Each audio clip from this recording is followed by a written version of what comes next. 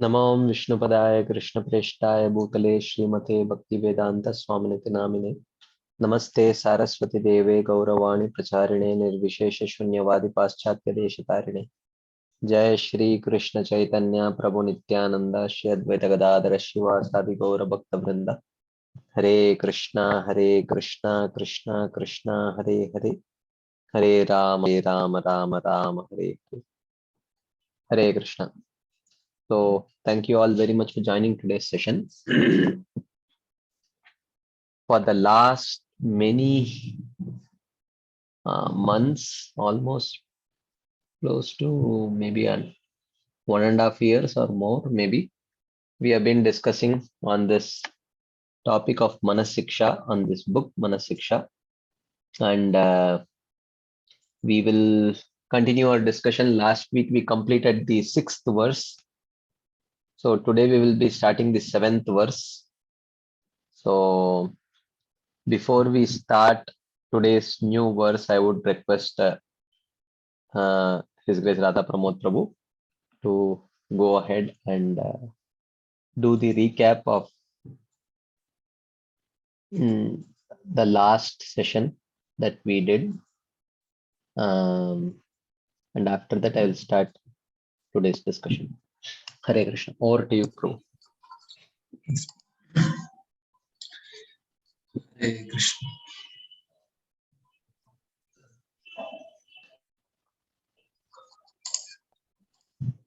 Om Ajnanatimirandasya Jnananjanashalakaya Chakshurunmilitam Yena Tasmai Shri Gurave Namaha.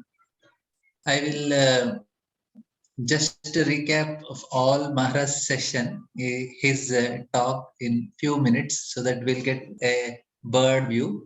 It's actually very deep, but I just want to give a structure, and I made a structure for whole session of Maharaj. It is very big, but I thought I'll just recap a little bit so that you get a full idea of Maharaj's structure. And of course, this is very big, 6 lectures, and I have made a little bit. So we'll see. I will not take again the shloka because this part we heard many times. I will just try to explain what Maharaj wanted to explain. So he was telling mind.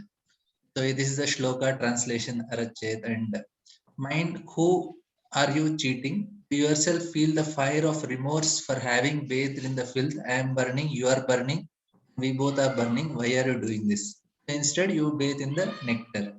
If you bathe in this nectar of Prema at the lotus feet of divine couple, both you and me happy. So this is what we are telling to our mind.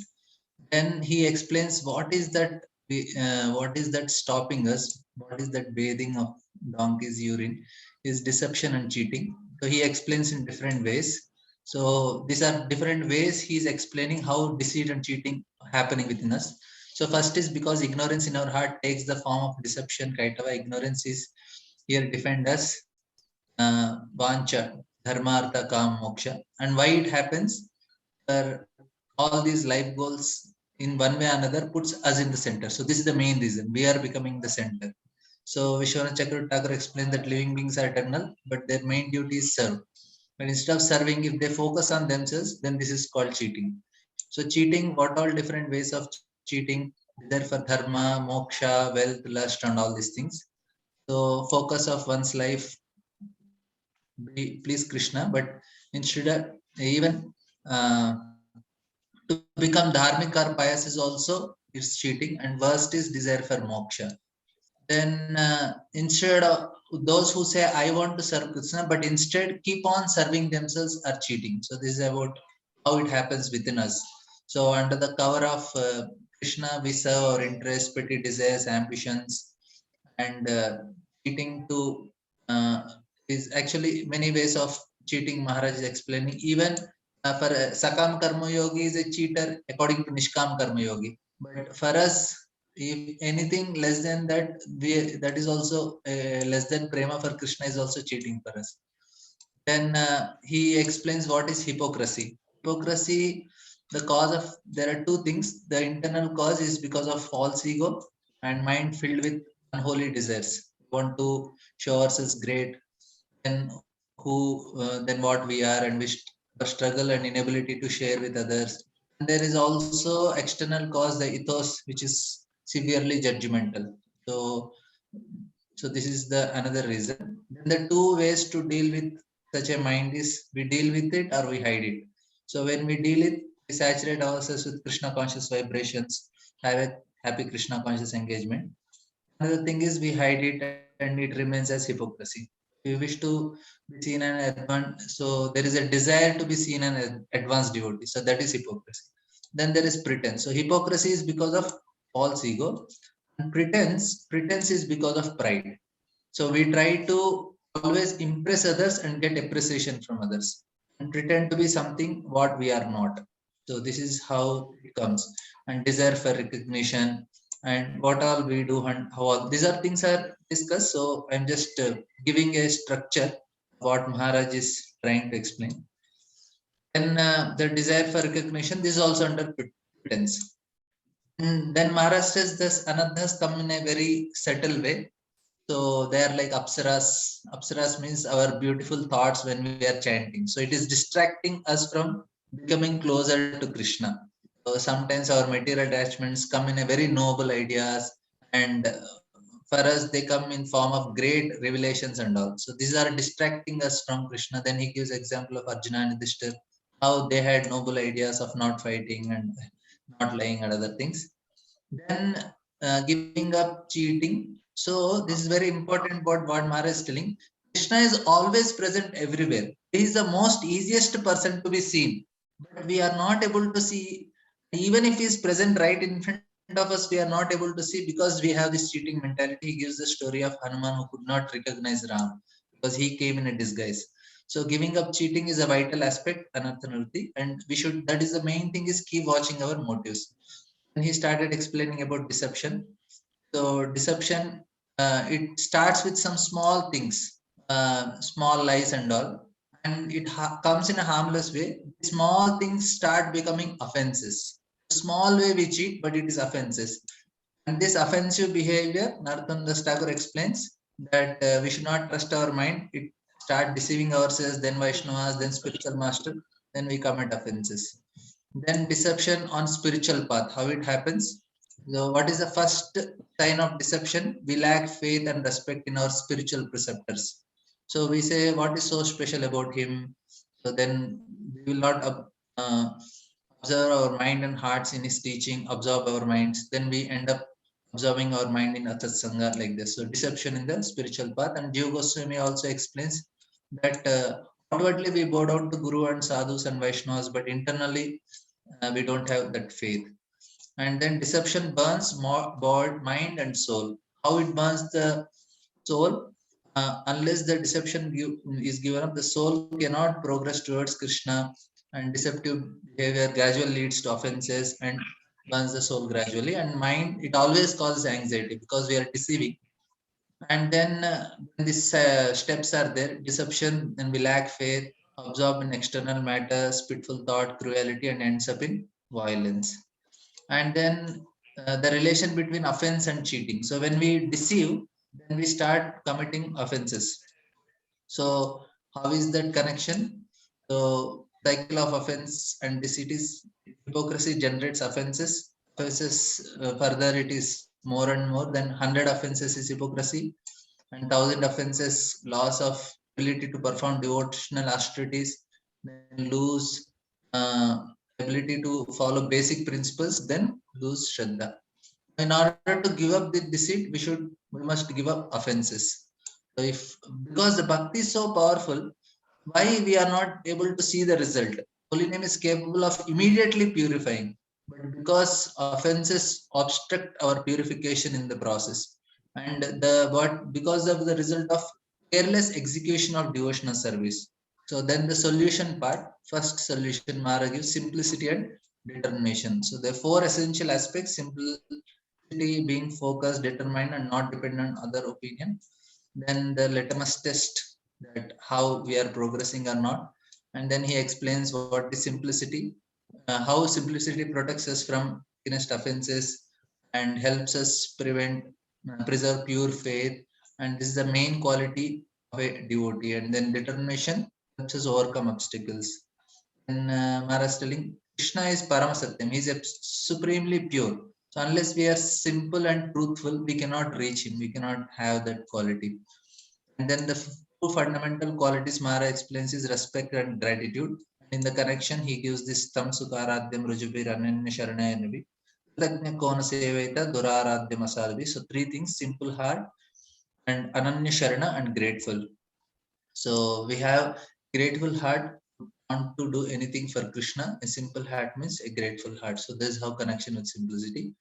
And then he explains what is the beginning of the mistake. So if you keep bhakti is a goal in itself and not the means to achieve something, if we have anything other than achieve, that is the greatest blunder we are doing, and that is the cause of all offenses. And then how we commit offenses, because this is very important reason. He says we want to prove ourselves always superior. So I am superior over others. So for that, to prove ourselves superior, what we do, we start finding faults and committing offenses. Then he gives how this deceit grow. First is fault finding. We find faults because we have this tendency to prove ourselves superior. Then the desire for fame and recognition. Then there is jiva himsa, violence, and nishiddhachar, then prohibited activities. So Mara explains what is kutinati and all these things we had discussed last time, and what is pratishtachar, someone trying to imitate and trying to become something which they are not, expecting praise, and Jeva Himsa, committing violence to the other devotees, and Nishidhachar, not able to follow basic principles of Krishna consciousness. Then all the faults, all this starts with fault finding. When we focus on faults in others, so we must be careful with Kutinati and avoid fault finding. And then Jiva Goswami analyzes, explaining the consequences of aparadha. Then hypocrisy, then ashraddha, then there is faithlessness, focusing on things that destroy faith in Krishna, like non-devotional association and other things. And then bhakti, stylium, bhakti becomes weak, and pride for achievements in the bhakti. And then there is competitive mode with Vaishnavas and materialistic heart. In the solution part, Bhaktivinoda Thakur explains why a person does not get spiritually attached and instead the uncontrolled sense lead to hell. The only solution is humility. So I'll just recap last week's also. When I'll just share the screen.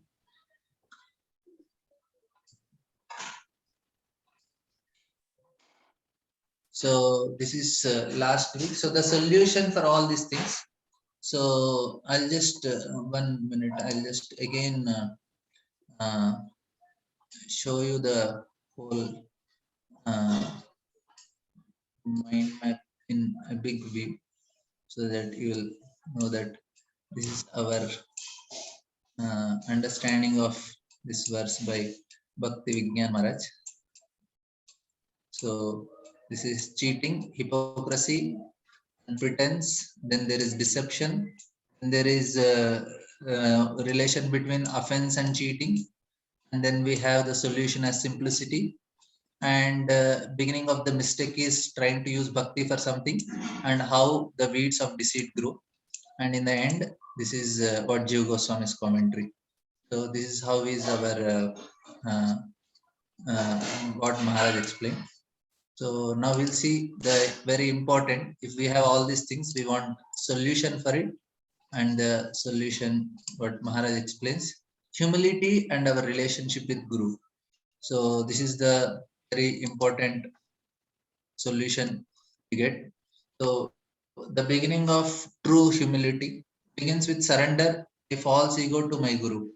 So in our relationship with Guru, we practice humility with body and mind.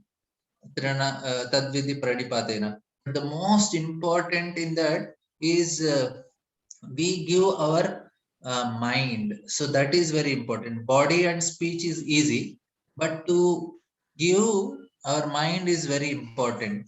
That means we no longer act out of self-interest, but for the pleasure of our Guru.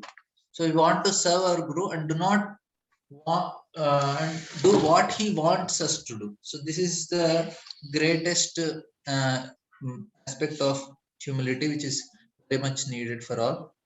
And then relationship with spiritual mastery is non-negotiable thing. So true humility is not possible without a relationship with Guru. So, because now if I am doing service to my Guru, then we should know that I am humble. So, otherwise, we should know that I am still having false pride. So, if I am doing and I am connected to him and I am feeling that I am doing it for him, then we should know I am having little humility. Because true humility is born out of desire to serve. So, Pranipati and Sevaya go together. The relationship with Guru leads us to mode of Dasya, which brings humility. Through our relationship with Guru, we attain a relationship with Krishna. Hence, collection with Guru is very important. Therefore, the first three limbs of devotional service are related to accepting and serving Guru, and which are non-negotiable. That is must to be done. And taking Siksha and Diksha from him. And then there is example of how Srila Prabhupada Govindasi wrote how she is so much attached to him. Then Prabhupada says, your love must be directed not so much towards the physical manifestation of Guru, but towards the spiritual message he carries. So be devoted not to the cult or personality, but to the message. So by lovingly serving the teachings of our Guru, we prove our love, this physical manifestation.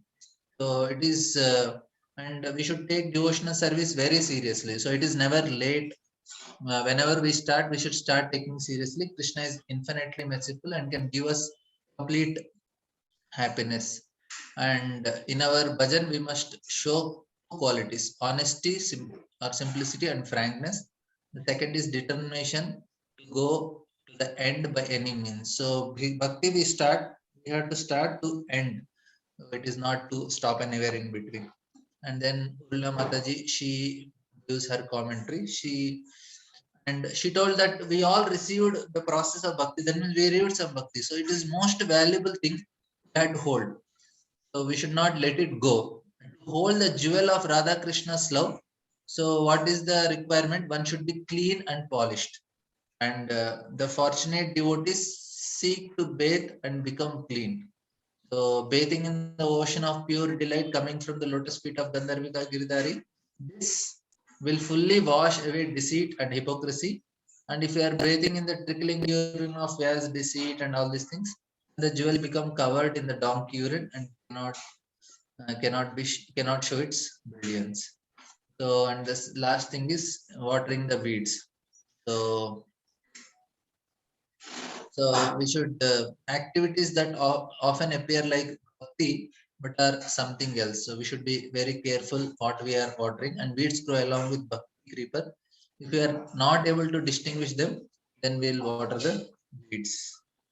And the possible consequences of cheating is eventually the inner hypocrisy may become strong enough to again attract the thieves of lust and his friends. Person again becomes interested in material enjoyment and liberation, and practitioner stop feeling the bliss of devotional service, and his spiritual progress will be stopped, and he starts engaging in fault finding and criticism. Some may lose faith in the process and just externally keep practicing. So these all will things happen if you water the weeds. Thank you very much. Hare Krishna. So this is very deep. So I just made a just some rough structure of Maharashtra. Hare Krishna. Hare Krishna, Mood. Thank you really very much. I'm sure these summary sheets are extremely valuable. Devotees can, not everyone may have the time to go over the whole, explanations by the acharyas. But if one has heard, then to recap the whole thing becomes so much more easy. So extremely grateful. So anyway, so this is really amazing. So I don't have to do any recap today. I mean, because you have done such a wonderful recap. So we will start the 7th verse, but before starting the 7th verse, if there are any quick comments, discussion points, questions, anything based on what we have discussed till now, because today we are starting the 6th, 7th verse, and then verse we are no longer going to return. That's the plan. So if there is something that any discussion points that anyone would like to share, add. So I'll pause for a few minutes before we start the seventh verse. Anything anyone would like to share, add? Okay, Arpita Mataji. Yes, Mataji. Hare Krishna Prabhuji, please accept my humble obeisances. Please. Prabhuji, so Prabhuji, when we discussed His Holiness Bhaktivigyan Goswami Maharaj's commentary, so Maharaj was telling that the main cause of hypocrisy is that a mind filled with unholy desires. So when Maharaj was talking, he said that the mind is filled with unholy desires, and we are not showing it to others, but internally we are indulging in those activities. But we are in front of everyone, we are presenting ourselves to be very great devotees, but uh, um, but instead of bathing in that devotional service, that nectar of devotional service, we are indulging in satisfying our desires, which are not good. We know which are not good, and we are not doing anything to address those desires. So Prabhuji, this was that. In Srila Bhaktivinoda Thakur, when he explains these three types of devotees, Swanishta, Parinishta, and Nirapeksha, then when he talks about hypocritical tendencies in those bhaktas, then for Parinishta Bhakta, he says the same thing which Maharaj is telling, that outwardly they show everyone how firmly they are following, while internally they are not unable to do so. And when he talks about Swanishta Vaishnavas, then he says that instead of serving pure Vaishnavas, they are serving rich people. And Nirapeksha Vaishnavas, he says that they are collecting money from everyone as much as possible, and they are associating with materialists all the time. So this is, he is mentioning as hypocrisy, this also. So Prabhuji, Urmila Mataji's commentary, Mataji was telling that these activities, they often appear like bhakti, but they are something else. And she was talking about watering the weeds. So I did not understand very clearly, Prabhuji, about these activities which often appear like bhakti, and watering the weeds, because we are not able to distinguish the weeds from bhakti creeper. And then but I understood that maybe she's talking about this Swanishta Nirapeksha Vaishnava, that they are thinking that they are collecting funds for some good thing, but actually it is not so. Is it like that? Yeah, that is one thing. And also we may start when we are trying to understand whether we are progressing or not, we may try to start gauge it using the externals rather than the internal nourishment. Like the externals of how much people appreciate, how many people watched my video or whatever. That may be that may not be the real symptom of our progress, but we may take that to mean real progress, in which way actually instead of nourishing the real Bhaktilata creeper, we may be actually watering the weed of fame and adoration and things like that.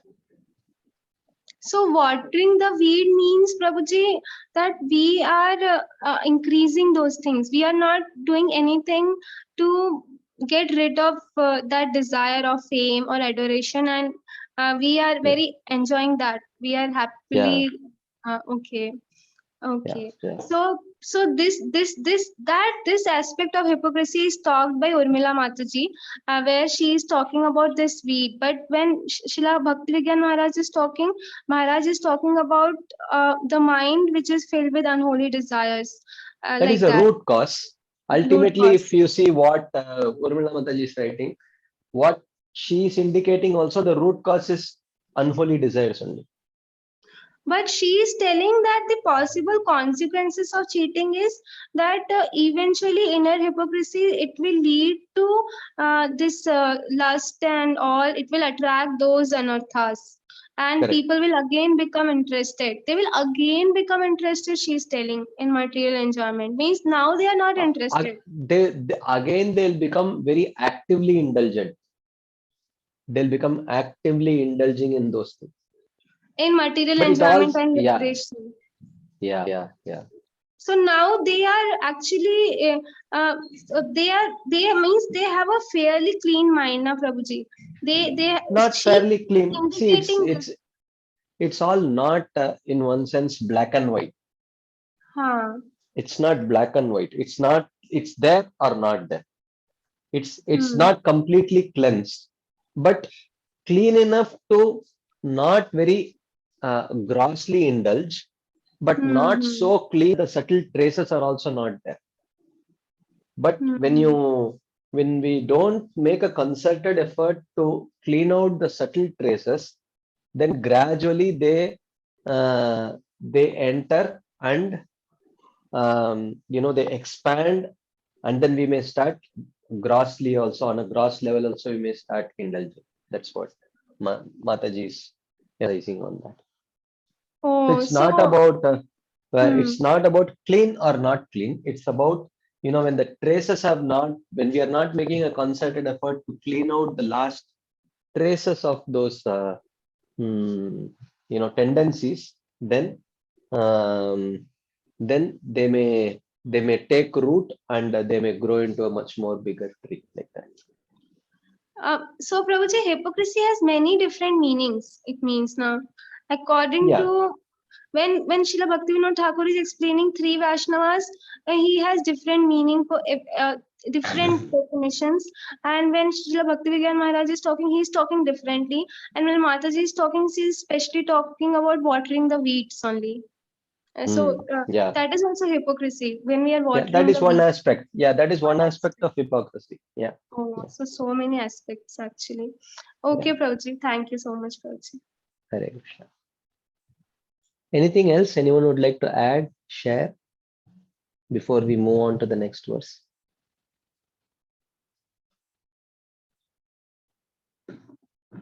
Okay, so we will continue.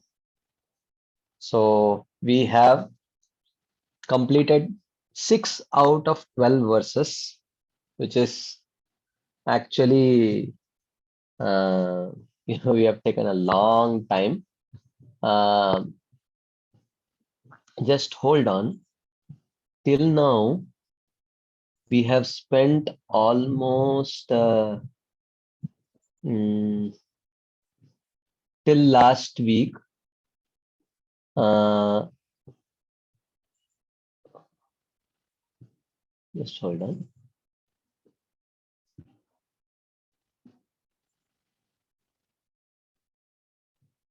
Oh,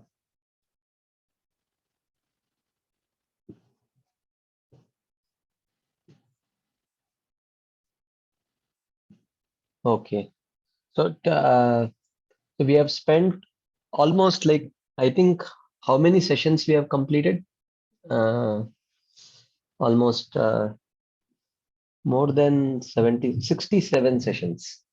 So 67 sessions we have completed, which means almost 134 hours of discussion. So we have completed about 6 verses.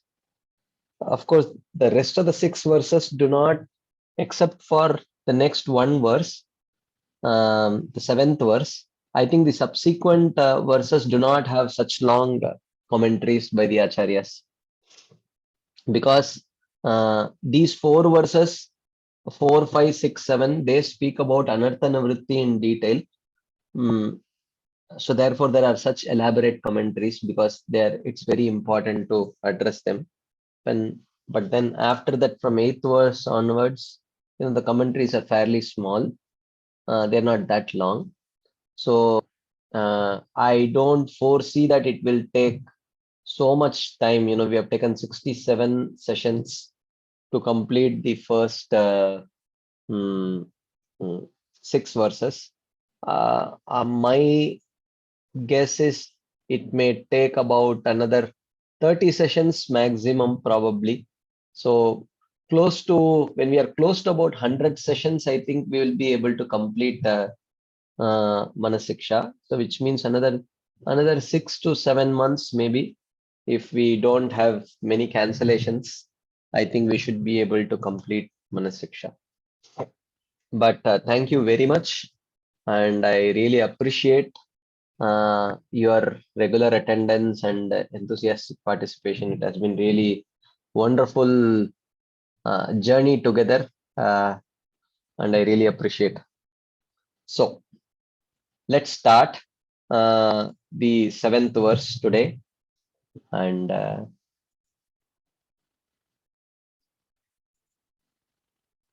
I'll just share the screen.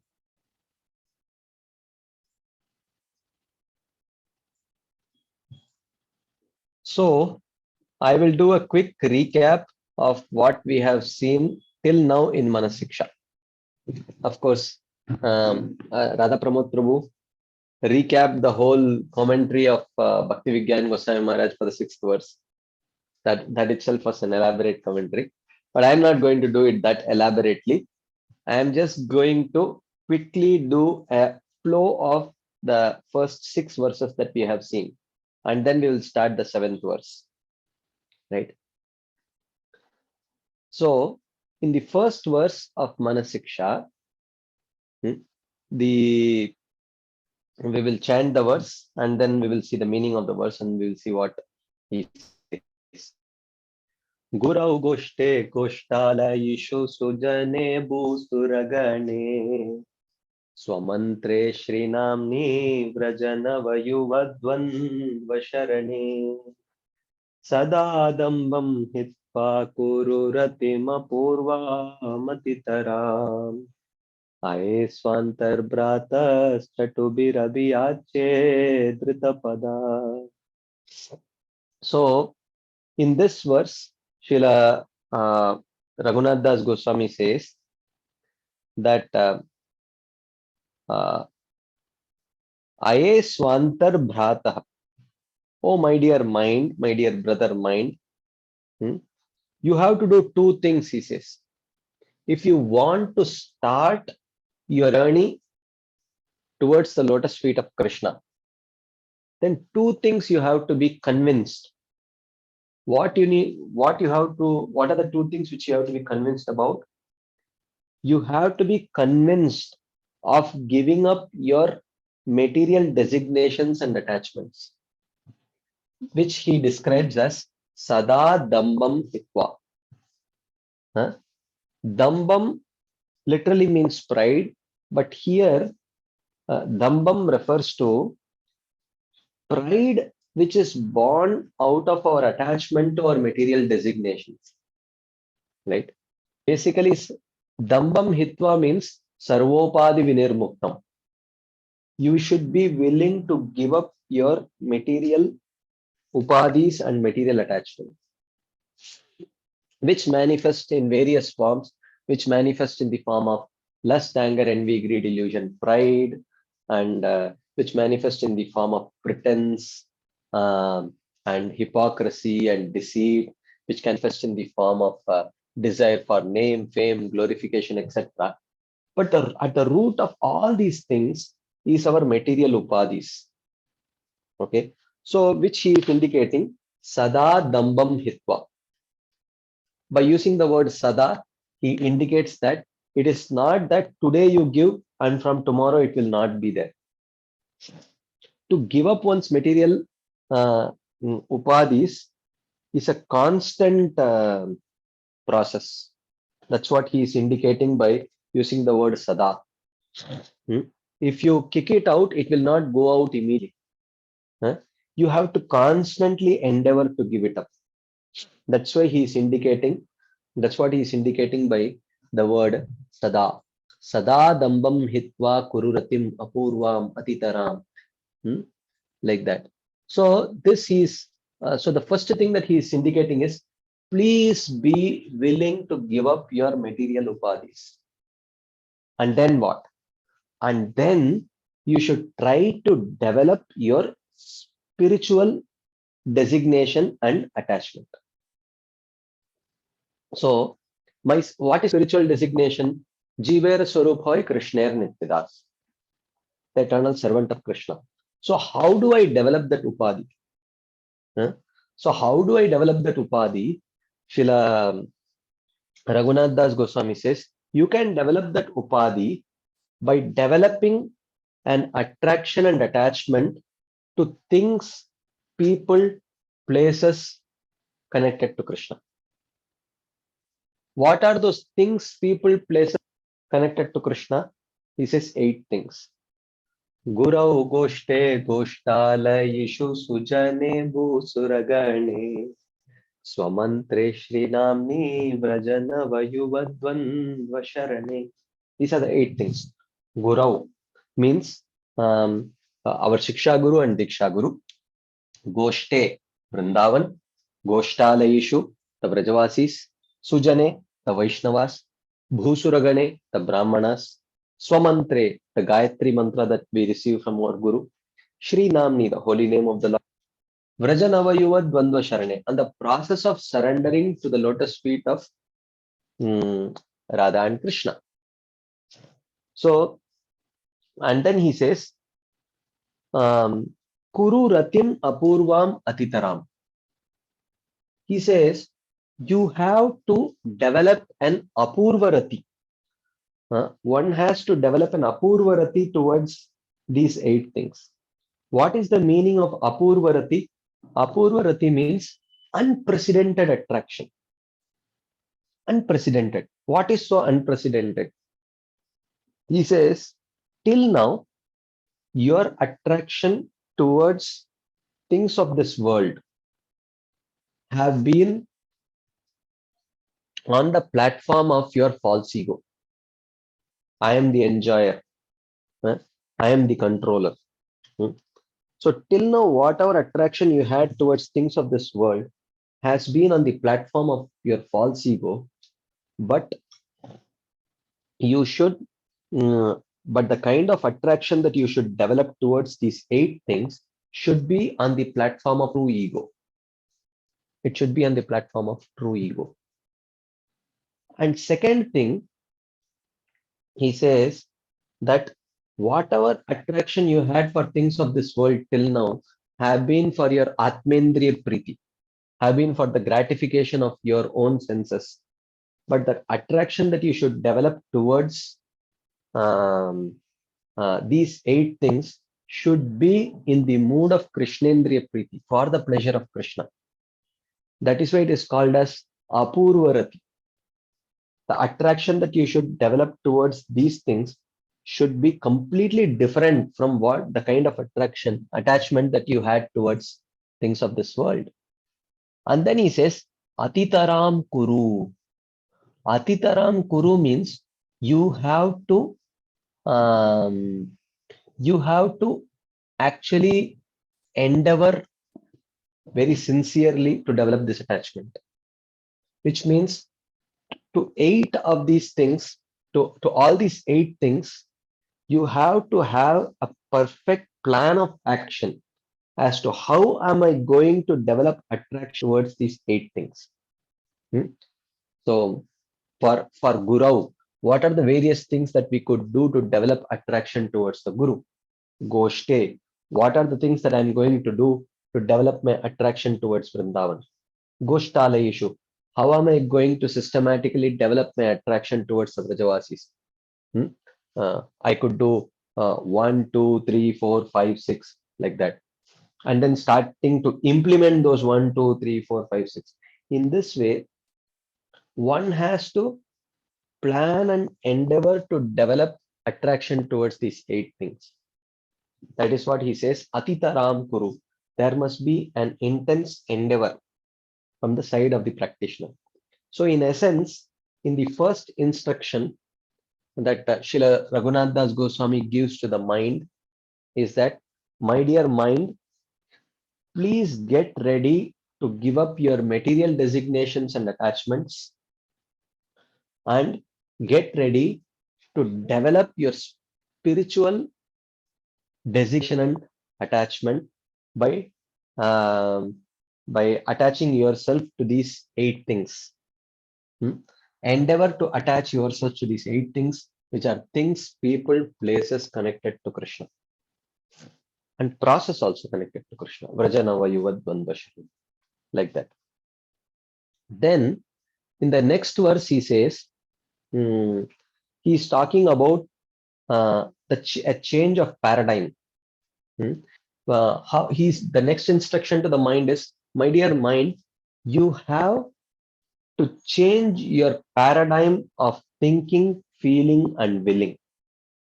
Change your paradigm of thinking, feeling, and willing. That is the nature of the mind, right? To think, feel, and will. So, Srila Raghunath Das Goswami says, you have to change the paradigm of thinking, feeling, and willing.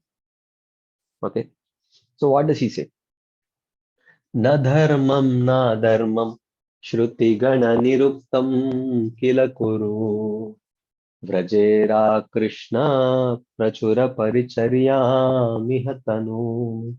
Shachi sonum nandishwara pati sutatve guruvaram. Mukunda prishtatve smara padamajasram danumana.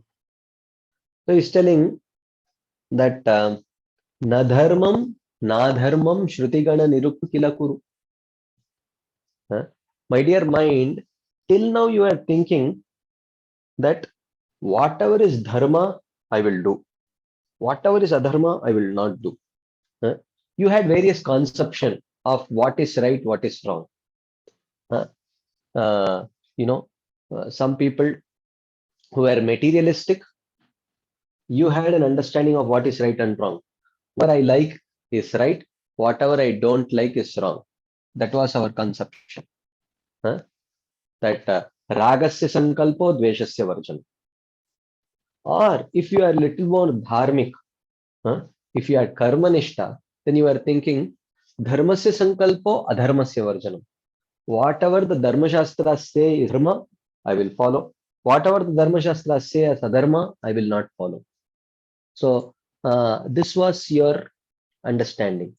Dharmasya sankalpo adharmasya varjanam. But he says, now change that paradigm of thinking. Thinking, feeling, and willing. You have to check to anukulyasya sankalpo pratikulyasya varjanam.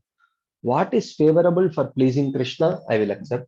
And whatever is unfavorable for pleasing Krishna, I will reject. Nadharmam nadharmam shrutigana niruktam kilakuru vraje radha Krishna prachura paricharya mihatanu. Start, my dear mind, start thinking in terms of, start accepting and rejecting things on the basis of what would please Radha and Krishna. How I can enhance my service to Radha and Krishna. So this is one thing that he's suggesting is mind. Start changing your paradigm of thinking, feeling, and willing. And then he says, okay, if the object of my love, if whatever I have to do is to Radha and Krishna, then what is the role of Chaitanya Mahaprabhu? And what is the role of Guru? Then why should I worship the Guru? And why should I worship Chaitanya Mahaprabhu? He says, oh, Chaitanya Mahaprabhu, you have to worship because Shri Krishna Chaitanya Radha Krishna Nahi Anya. Chaitanya Mahaprabhu is non-different from Radha and Krishna. Radha Bhava Dhyuti Suvalitam Naumi Krishna Swarupam. So it is Krishna who has come with the mood and complexion of Radharani. So therefore, definitely Sachi Sonum Nandishwara Pati Sutatve Smaramana. Oh, my dear mind, understand that Chaitanya Mahaprabhu is non-different from Nandishwara Pati Sutta. Prajendra Nandana Jai Shati Sutta Hoilosai. So he is non-different from Shachi Sutta, is non-different from Prajendra Nanda. So therefore, you should understand that your means of attaining the lotus feet of Prajendra Nandan Krishna is only through worship of Chaitanya Mahaprabhu. Then what about Guru? Guruvaram Mukunda Prishtatve Smaramana. And understand, my dear mind, that the Guru, your Guru is the dearmost servant of Radha and Krishna. So therefore, your guru is the person who is going to catch hold of your hands and take you to Radha and Krishna. So therefore, while we have to change our paradigm of thinking and feeling and willing in a way that is most conducive for pleasing Radha and Krishna, and understand that worship of Chaitanya Mahaprabhu and Guru is the first thing which is most conducive for pleasing Radha and Krishna. So that is what he says. The role of worshipping Chaitanya Mahaprabhu and one's own Guru, and also a change of paradigm which he is suggesting. Then in the third verse, Srila Raghunath Das Goswami says that the essential instruction is, in order to understand how I should shape my paradigm, the instruction should come only from our parampara and not from elsewhere. If you want to change the paradigm of thinking, feeling, and willing in such a way that it pleases Radha and Krishna in Vrindavan, then the guidelines for accomplishing that should come only from our parampara and not anywhere else. You cannot search anywhere else. That is the principle that he is indicating. Okay. So in this verse he says, Yadi cheravasam vrajabhuvi saragam pratijano yuvadvandvam tachet paricharitumārādabilashe swarupam shri rupam saganamiha tasyagrajamapi sputam premna nityam smaranamatadatvam shrunumana. So here Srila Raghunath Das Goswami says, Yadi cher avasam vrajabhuvi saragam pratijano. Yadi cher avasam. My dear mind, if you desire to live vrajabhuvi, in the land of Vrindavan, saragam, the same kind of love that the Vrajavasis have towards Krishna, Radha and Krishna. If you want to live in Vrindavan, pratijano, life after life, if you want to live in Vrindavan, possessing the kind of the flavor of love that the Vrajavasis have towards Krishna, and yuvad dvandvam tachet paricharitum arad abhilashe, and while living in Vrindavan, if you want to eternally serve their lotus feet, then what you should do? Swarupam Shri Rupam Saganam Iha Tasyagrajamapi Sputam Premna Nityam Smara Nama Tadatvam Shrunumana. He says, then Supam Shri Rupam Saganam Iha Tasyagrajamapi. Then you should smara, you should remember, nama, you should offer obeisances, sputam premna, with very clear love. With very clear love, you should remember and offer your obeisances to Swarup Damodar Goswami, Shri Rupa Goswami, Shri Sanatana Goswami, and all their followers. Which means, what does it mean? It means one has to study their books, accept their teachings, apply their teachings. So Srila Bhaktivinoda Thakur says, in essence, what is the question that Raghunath Das Goswami is answering in this verse of Manah Siksha? Srila Bhaktivinoda Thakur says, is it possible to get Vraja Prem outside Vrindavan, outside the Gaudiya Vaishnava Parampara? The answer is no. If you want Bhagavat Prem, you can get it in any parampara, any bona fide Gaudiya Vaishnava, any bona fide parampara, Vaishnava parampara, you can accept the teachings and you can get Bhagavat Prem. But if you want Krishna Prem, and more specifically Vraja Prem, you have to accept the teachings that is coming from Swarup Damodar Goswami, Srila Rupa Goswami, Srila Sanatana Goswami, and the followers. Nowhere else. Nowhere else. You cannot search elsewhere. There is no scope. So the chastity to the parampara is emphasized in this verse. Rupa Raghunatha Pade Haibe Akuti Tabe Hama Bujabose Yugala Piriti. So Yugala Piriti, if you want to understand what is this love of Radha and Krishna, then Rupa Raghunatha Pade Haive Akuti.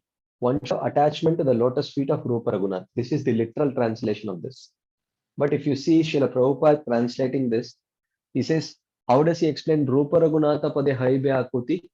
He says, if you have attachment to studying the books written by Rupa Raghunath, then one can understand what is the love between Radha and Krishna. That is how he explains Prabhupada. So which means basically the third verse he says, beach to the parampara. You cannot search elsewhere outside the parampara. If you have a generic goal, then you can go to any parampara. But if you have a specific goal, then you have to stick to one parampara and not search elsewhere. This is the essential instruction in the third verse. So after these three are very foundational instructions. The first instruction being give up material upadhis and try to develop spiritual upadhis.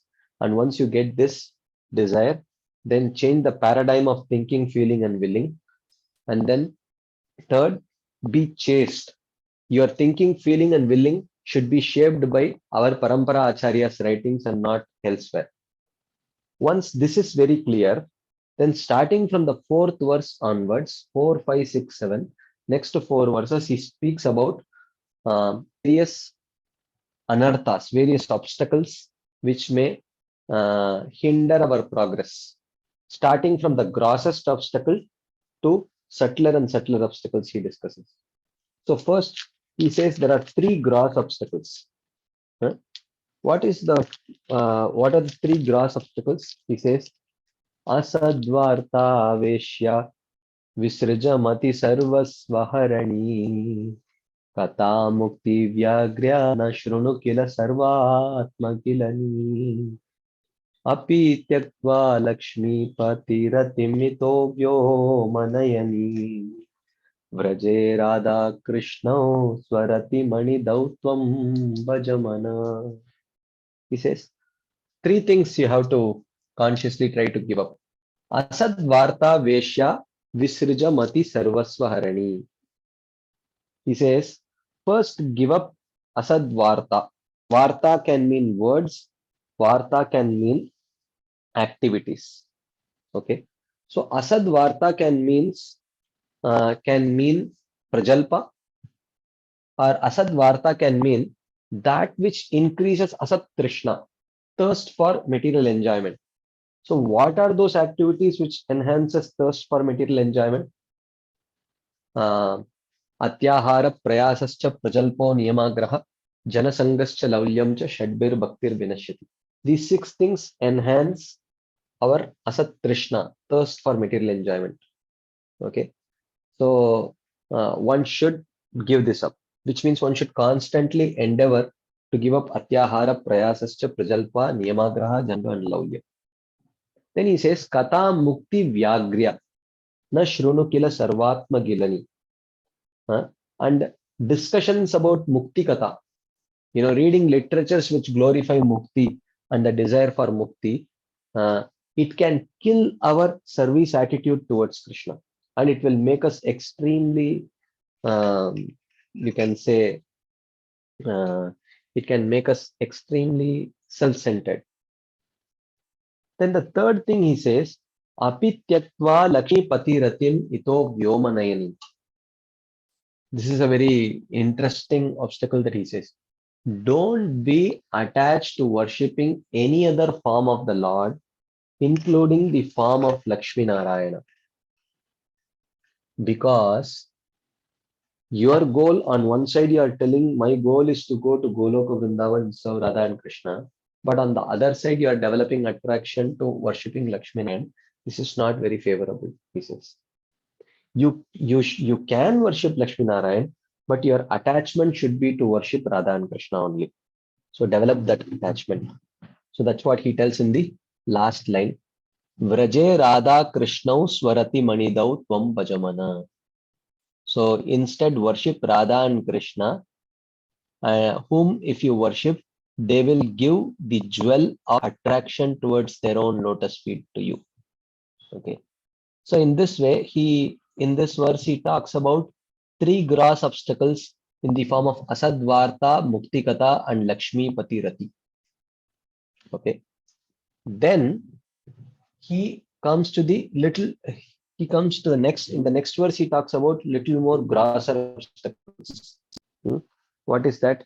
Asajeshta kashta prada vikata pashali viriha prakamam kamadi prakatapati pati vyatikarai gale badva hanye hamiti bakavidvartma pagane kurutvam futkara navati sayatatvam manayita. So he says, he talks about little more subtler obstacles. What are they? Lust, anger, envy, greed, illusion, and pride. Okay. Asat, cheshta, kashta, prada, vikata, pashali, bireha. So he says, iha, while here in this material world, prakata patapati, on this revealed path of devotion, on the path of devotion which has been revealed to us by our acharyas. Okay. Vyatikaraihi, there is a gang of highway robbers who are attacking us. And who are those highway robbers? Prakamam kamadi, my own lust, anger, envy, greed, illusion, and pride. Okay. What they have done? Gale badwa. They have bound my neck. They have bound my neck means what? They are choking up my devotional growth. How are they choking up my devotional growth? Kashta prada vikata pashalibe. By troublesome, by putting a noose around my head with um, uh, with the dreadful ropes of asat cheshta. Asat cheshta means wicked deeds which are inspired by lust, anger, envy, greed, illusion, and pride. So he says, on this sparkling path of devotion which has been revealed by my acharyas, these highway robbers of lust, anger, envy, greed, illusion, and pride are binding my neck in the, choking my devotional progress using these ropes of asat cheshta, wicked activities which are driven by lust, anger, envy, greed, illusion, and pride. So therefore, my neck is getting choked. I am going to die. My devotion is going to die because of indulging in these kind of activities. So what should one do? What is the solution? He says, Hanyeham, Hanyeham. Start shout. Iti kurutvam futkaran. Start shouting, telling, I am dead, I am dead, I am being killed, I am being killed. Call out for help. Call out for help to whom? He says, Bakabid Vartma Pagane. Call out for help to those personalities. Baka is Bakasur. Bakabid is the killer of Bakasur, Krishna. Bakabid Vartma is the path leading to Krishna. Bakabid Vartmapa means one who protects the path leading to Krishna. Gane, which means there are many people. Call out to those policemen who are protecting that path leading to Krishna, the killer of Bakasur. Who are they? The devotees. Call out for help to the devotees. And they will avati sayatatvam manayita, and they will come and save you. So we were discussing, what is solution for the subtler obstacles of lust, anger, envy, greed, illusion, and pride? The solution is to call out for help to devotees. So what does it mean to call out for help? It means we should have a relationship which is congenial enough so that we feel comfortable to call out for help, which means basically invest in establishing a good relationship with the devotees through the 6 exchanges. And in that way, when we are in trouble, we are very comfortable calling out for the devotee's help. Okay, so that is what is the 5th verse. This is how you can overcome the subtler obstacles of lust, anger, envy, greed, illusion, and pride. Now there are still subtler obstacles. One may, to a large extent, overcome lust, anger, envy, greed, illusion, and pride. Their gross manifestations, we might be fairly successful, at least in the public eye. We may be fairly successful to overcome these 6 obstacles. But then there is a deeper obstacle, little more subtler obstacle, which is duplicity, hypocrisy, and pretense. That's what he's telling. Are cheta prodyat kapata kutinati barakara sharanmutre snatva dahasi katamatma namabhima sada tvam gandharva giridhari pada prema vilasa sudambodau snatva swamapi nitaramam chasukaya. So he says that are cheta, oh ruffian mind, katam dahasi, why are you burning? Atmanam apimam, why are you burning yourself? And why are you burning me? Why are you burning yourself, the mind, and me, the soul? You are burning yourself. So how is he burning?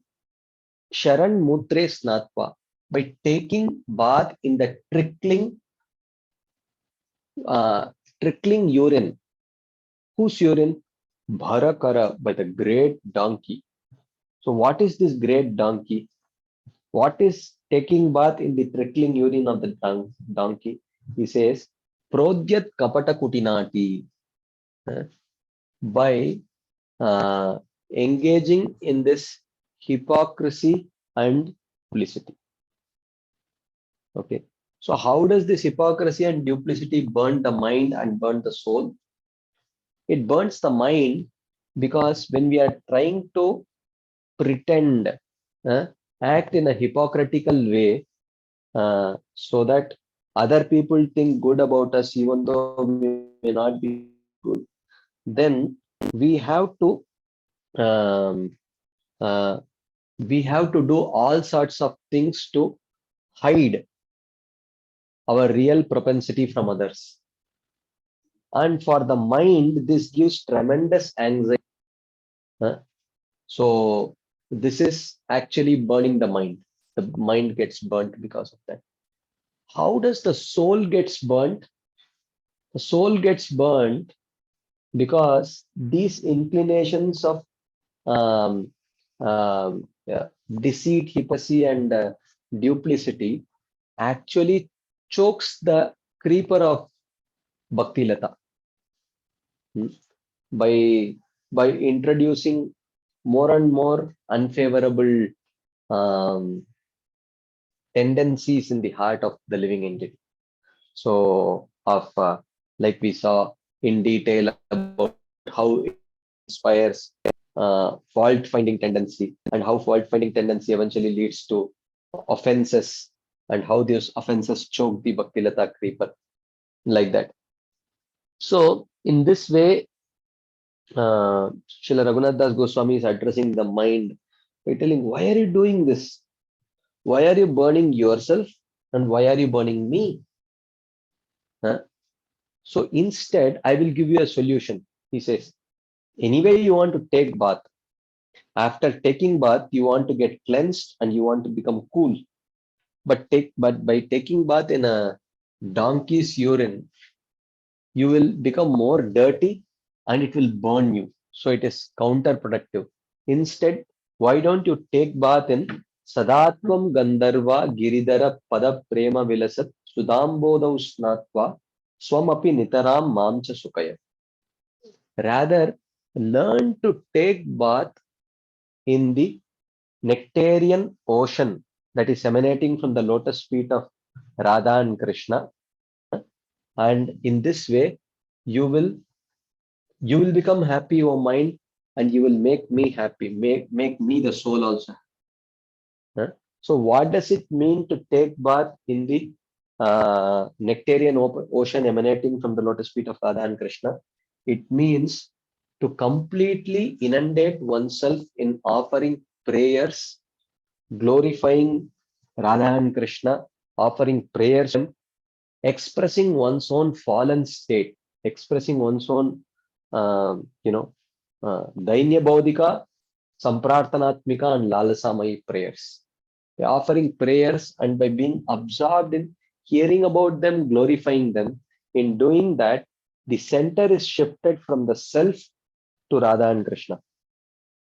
When Radha and Krishna become the center, then when we are not constantly thinking about ourselves, then why should we bother about wanting to protect ourselves or hide ourselves from using hypocrisy, pretense, and all those things? That is not needed. And also, the root cause of all this problem with hypocrisy, pretense, and everything is that the heart is filled with unholy desires. But when we replace it by constant glorification of Krishna, serving Krishna, praying to Krishna, and all that, then the root cause is addressed. These unholy desires are replaced by the desire to please Krishna, desire to glorify Krishna, and in this way, one can overcome the problem of duplicity, pretense, and hypocrisy. So, in this way, in these 6 verses, he has discussed about, especially in verse number 4, 5, 6, he talks about the grossest, little more subtler, and even more subtler anarthas of um, um,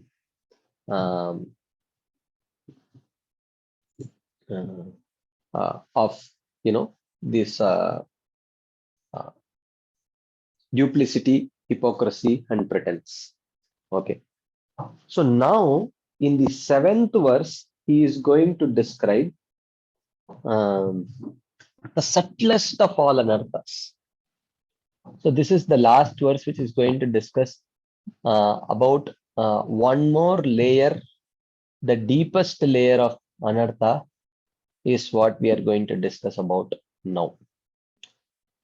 But before we start that 7th verse, if there is any quick comments, discussion points, questions about what we have discussed till now, I have done a very quick recap of the first 6 verses. If there is any quick discussion points that anyone would like to share, add, then I will pause for a few seconds to see if there is any quick discussion points. Anything anyone would like to share, add?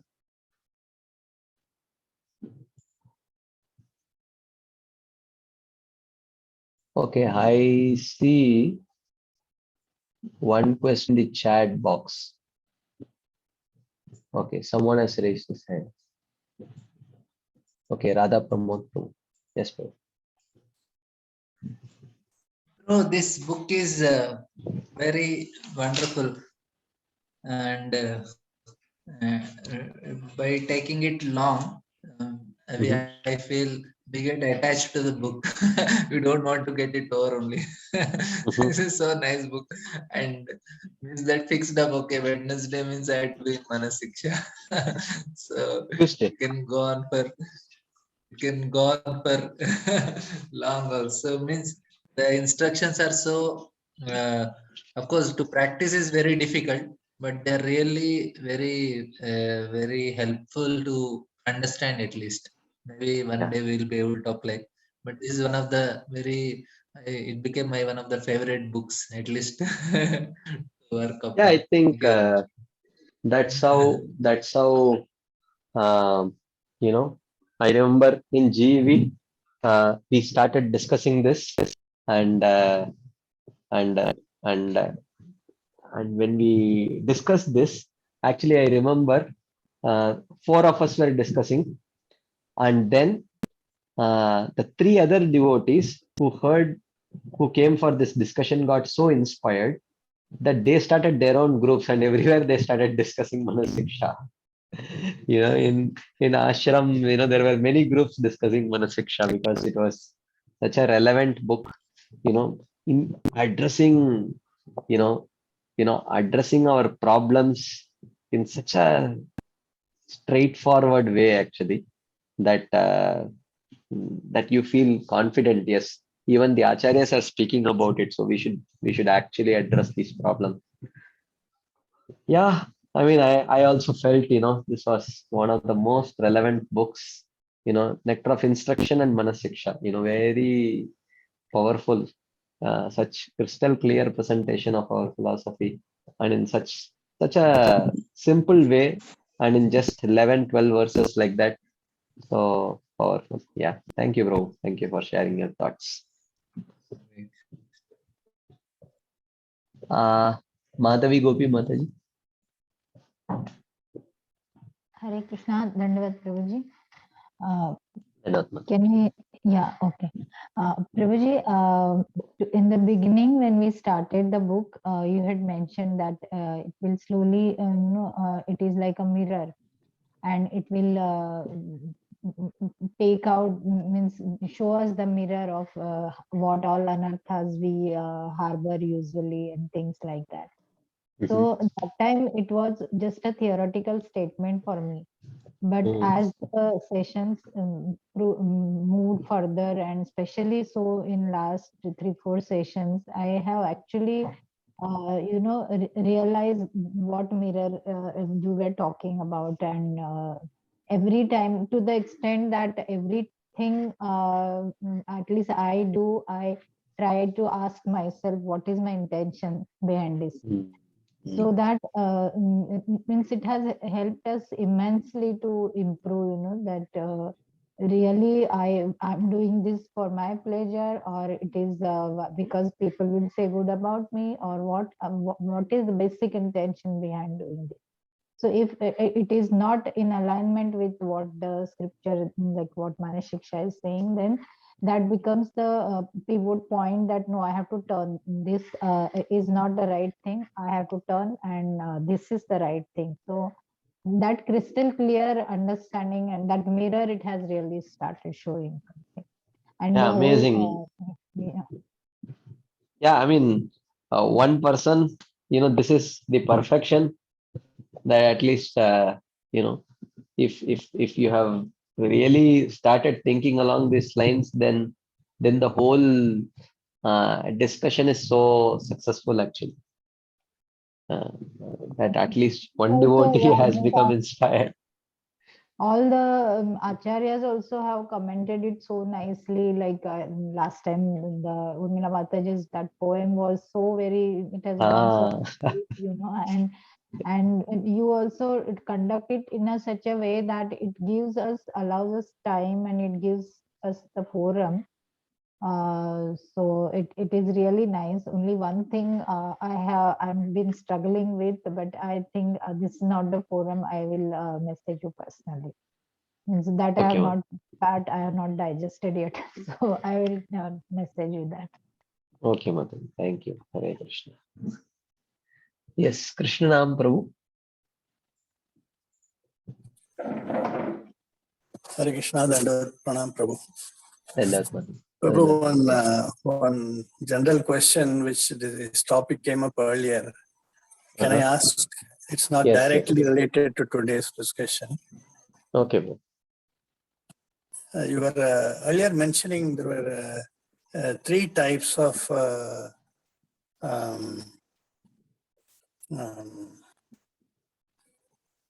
what is that?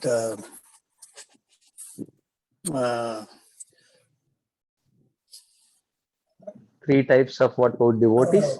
Just 1 minute. Vairagya. Three One types of is Vairagya. one is offering everything like that. Another one is Yukta Vairagya. Third one I don't remember. Can you please Okay. explain that? Okay. So I think you're talking about there are three levels of I think the first thing is dovetailing. The higher level is Yukta Vairagya, and the highest level is spontaneous dual service. I think Correct. that's what I was thinking, if Correct. my memory is right. So dovetailing means I may have attachment for particular things or particular service, but I may be willing to utilize it in Krishna's service. So I am attached to driving cars, but I will drive cars for Krishna's pleasure. So I will drive the devotees to the market. I will drive the devotees to the railway station or airport, like that. So Okay. I have particular attachments, but I am willing to use it in Krishna's service. That is one level. The still higher level is Yukta Vairagya, where there are certain things for which I have no attachment. Anasaktasya vishayan yatarham upayunjatah nirbandha Krishna sambandhe yuktam vairagyam. I don't have attachment. I have overcome attachment to that particular thing. I don't wish to utilize it for my personal pleasure. And I can utilize it in Krishna's service. So that is Yukta Vairagya. The highest is actually still higher than that is spontaneous devotional service, where the only inspiration that inspires me to so whatever it takes to please Krishna, I will do it, and there is no question of personal attachment at all. So spontaneously one engages only in those activities which are pleasing Krishna, because one has developed that level of spontaneous love. These are like three levels of performing devotional service. The first level is the level of dovetailing. Still higher than that. Actually, there is a level even lower than dovetailing. That is the level of succumbing to our material desires and indulging in material desires unwillingly. So we may succumb. So we may want to utilize it in Krishna's service, but we may constantly keep engaging once in a while, at least using it for our own pleasure. So that is the lowest, that is the rock bottom level.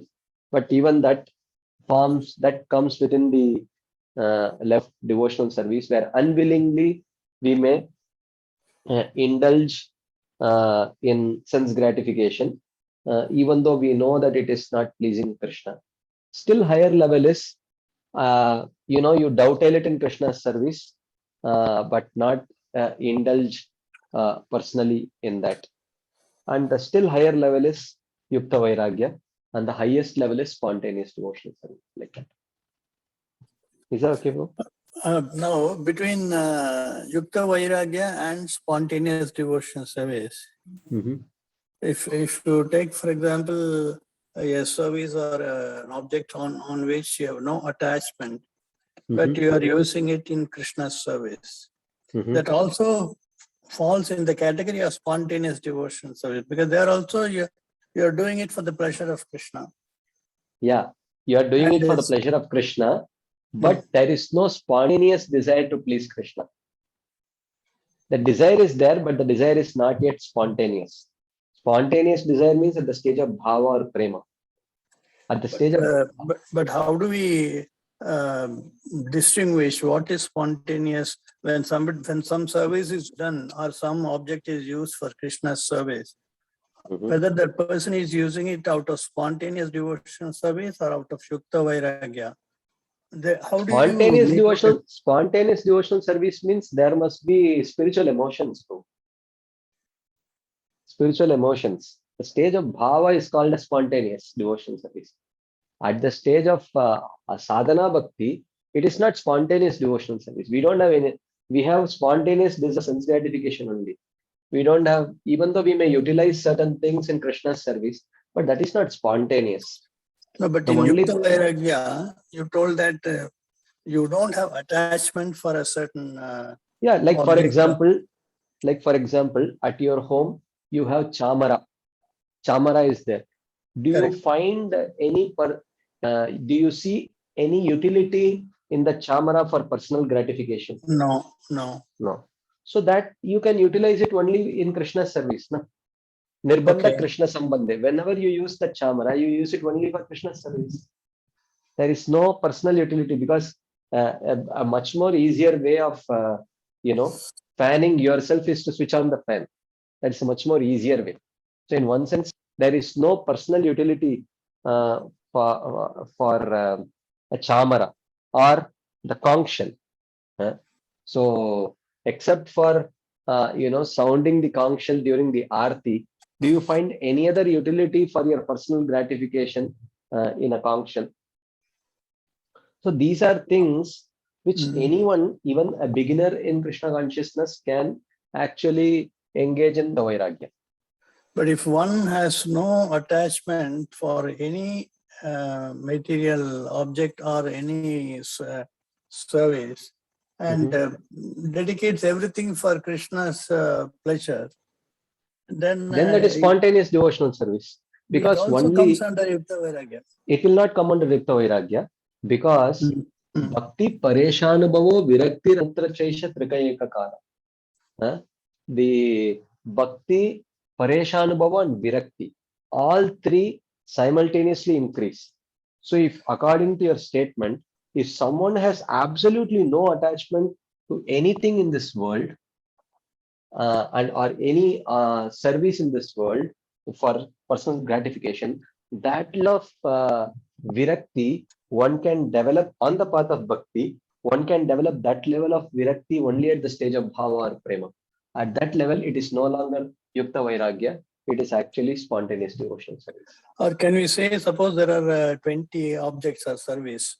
Out of 20, I have attachment for 10, but I have no attachment for the remaining 10. And those 10 on which we have no attachment, I'm using it for Krishna's service. That is Yukta Vairagya.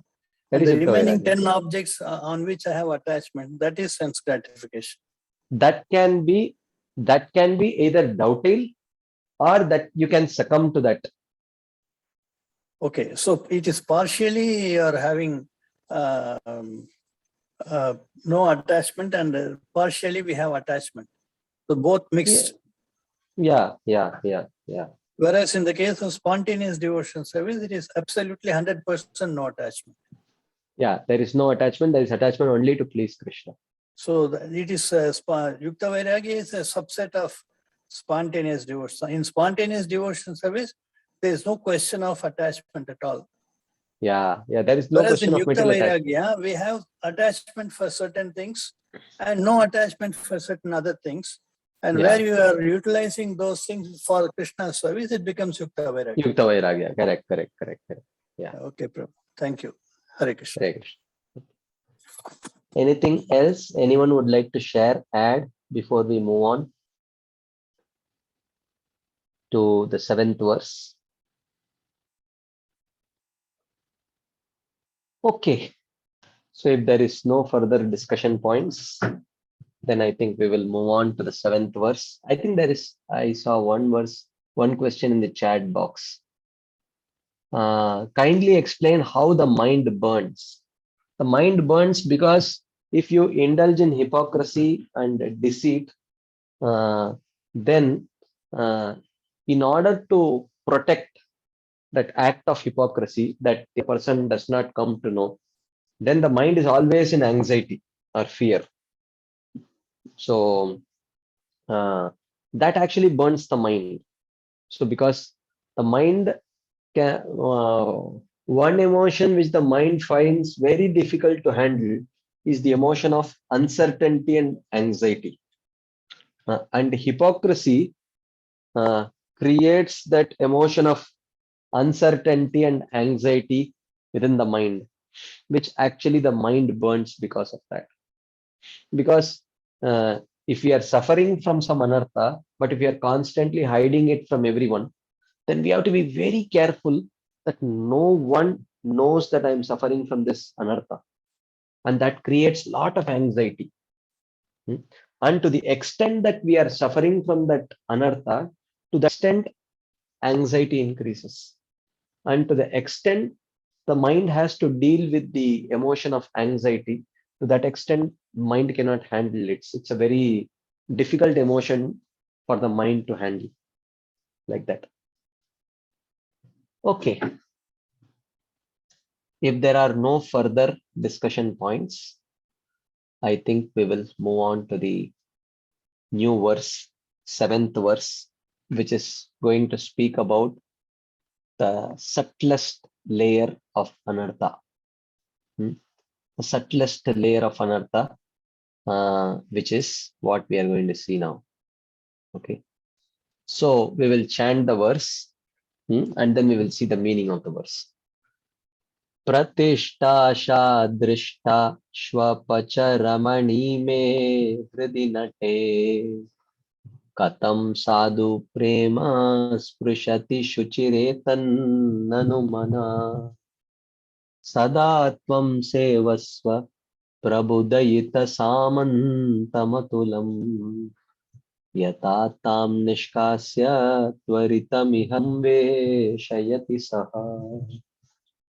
So he says that drishta, drishta means unchaste. Shvapacha ramani. Ramani means woman. Shvapacha means dog eating. Dog eating means very low class. So what is compared to this unchaste dog eating woman? He says pratishta asha. Asha means desire. Pratishta means prestige. So this desire for prestige is compared by Srila Raghunath Das Goswami here to an unchaste dog-eating woman. And what does she do? Me kridi natet.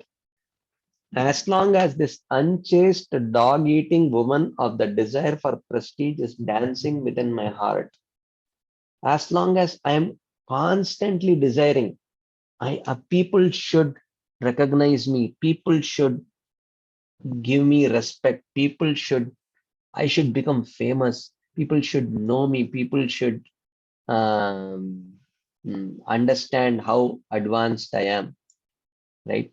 As long as that desire for prestige dances, that unchaste dog-eating woman of the desire for prestige dances in my heart, katam, then how is it possible for Shuchi, that chaste and pure sadhu prema? Sadhu prema means the lady of love for Krishna. Sprushati etad. How can it touch my heart? Only one of the two things can be there. Either the unchaste dog-eating woman of desire for prestige, Pratishta Asha, will be dancing in my heart, or Shuchi, the chaste and pure Sadhu Prema, will dance in my heart. So it is described what is this Sadhu Prema. Of course, we will see these things little later. But Sadhu Prema means the prema for Krishna that the sadhu has within his heart. Okay, so this is the subtlest layer. So one may actually become very glorious. One may have overcome the grossest anartha of asadvarta, mukti kata, and Lakshmi Patirati. All these things he might have overcome. He might have even overcome lust, anger, envy, greed, illusion, and pride to a significantly great extent. And to a large extent, because his heart is fairly clean, he might have overcome the need for hiding anarthas from others also. Deceit, hypocrisy, and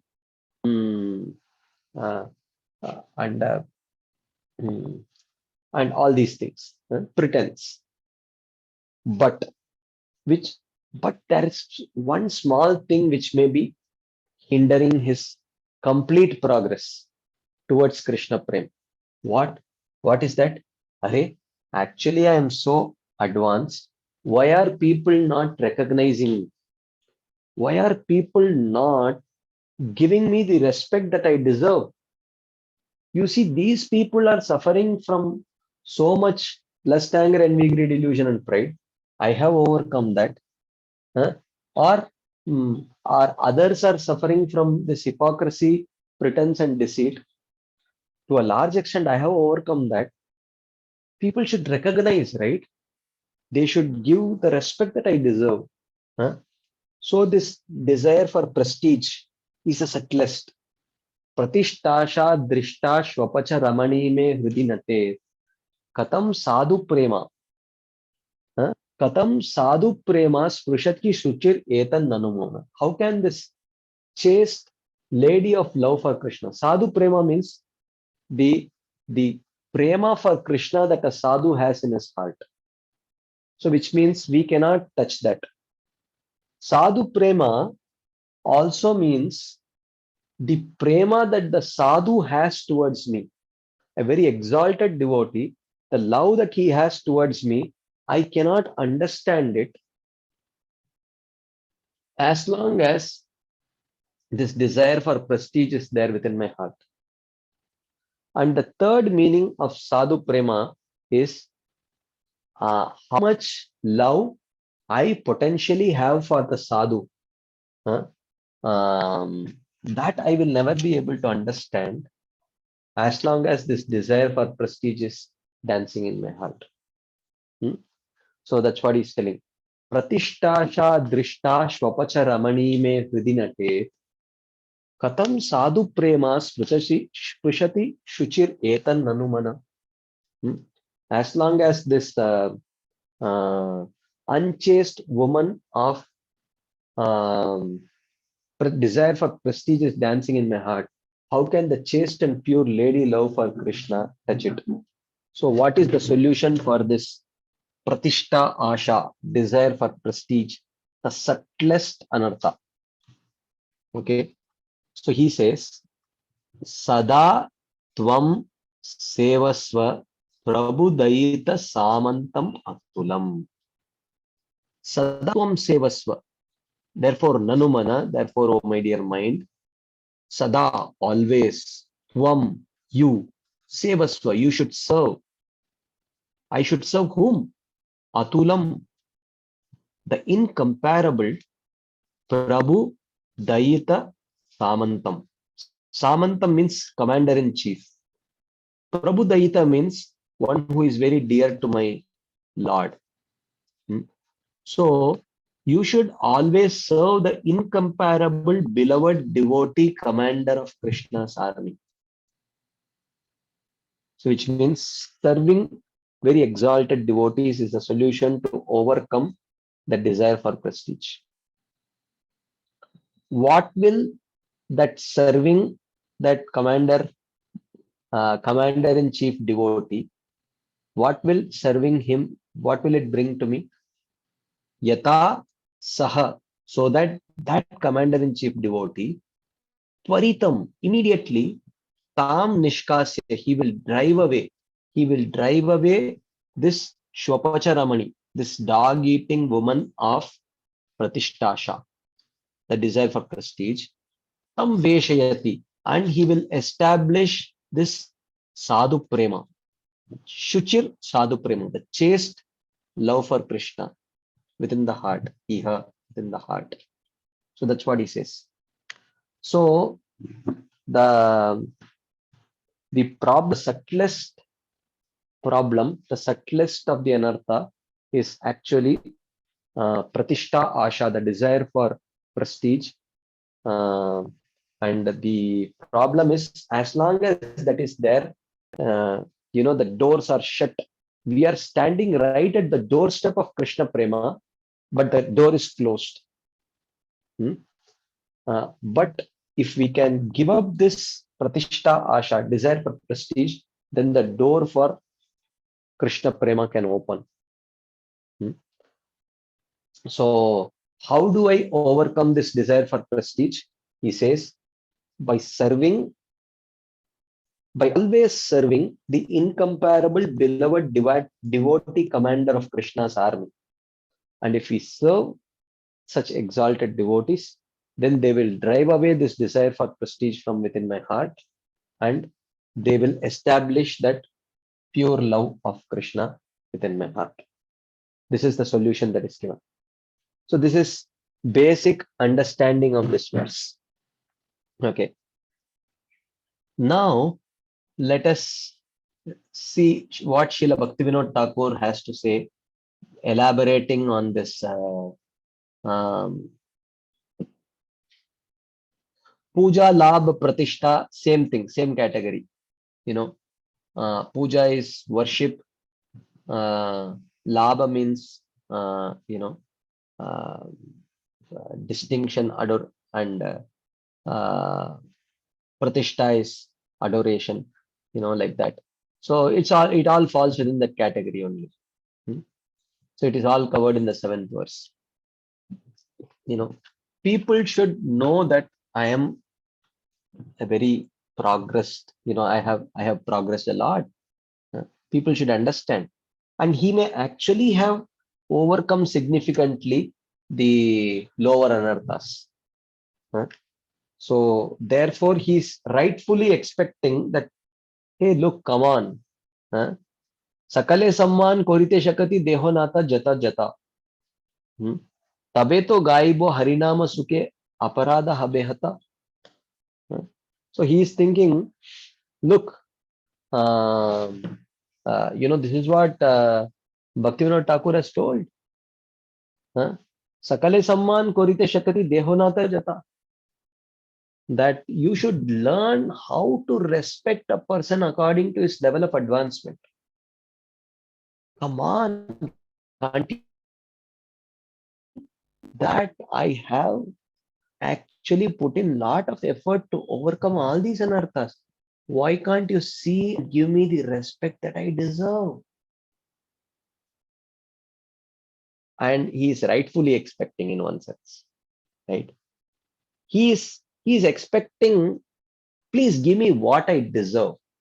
He is not like the hypocrite who is trying to hide. He is not trying to hide his anarthas from others.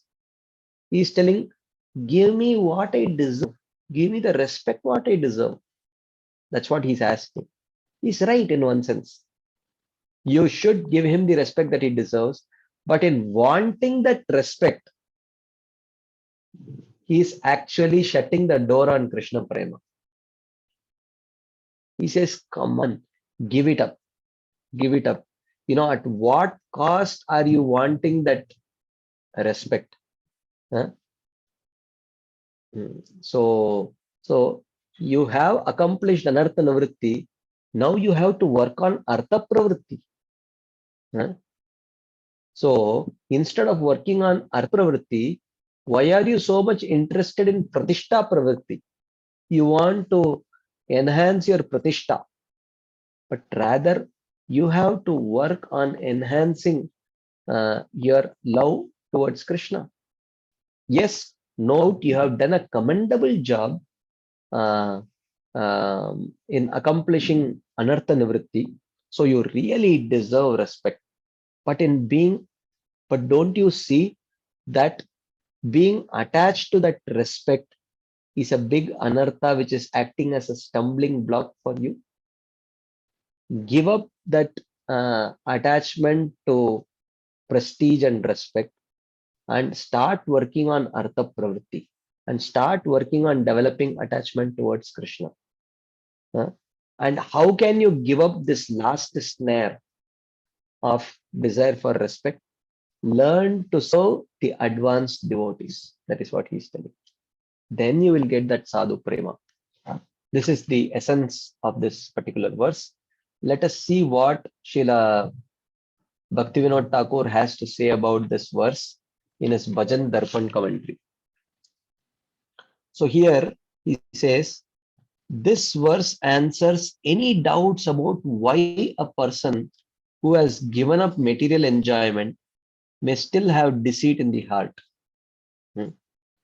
Why should a person who has given up material enjoyment, why should he have deceit in the heart? So he's now telling shlokartha, meaning of the verse. So he says first, Drishta Shwapacha Ramani Pratishtha Asha. The desire for prestige is an unchaste dog-eating woman. Pratishtha Asha is the desire or hope for honor. Even though one may have dispelled other anarthas or unwanted things, it is not easy to uproot Pratishtha Asha.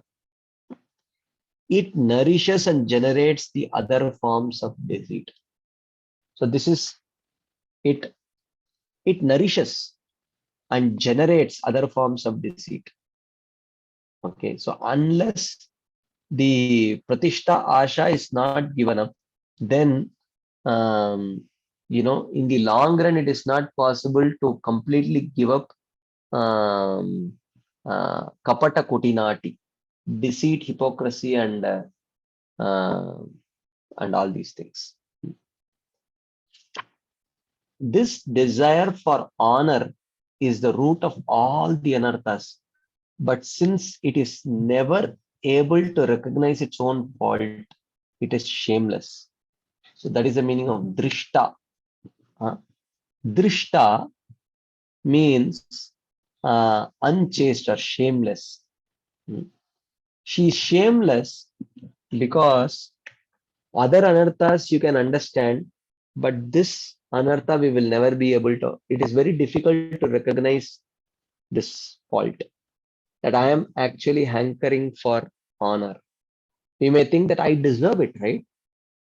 So, and in this way, it is shameless that we can't even actually see that it is a problem.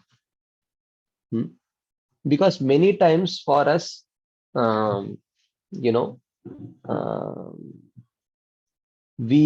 feel that it is just, I want justice. I am not expecting something which I don't deserve. So hypocrisy means to expect something which I don't deserve by hiding my own faults. But the desire for honor is still more subtler. That is when you think that you deserve more respect and you are not getting it. So desire for honor is the root of all anarthas. But since it is never able to recognize its own fault, it is shameless.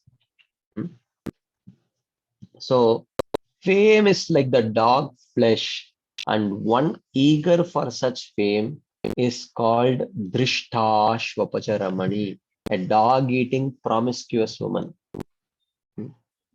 So fame is like dog flesh, and one eager for such fame is called Drishta Shwapacha Ramani, a dog-eating promiscuous woman.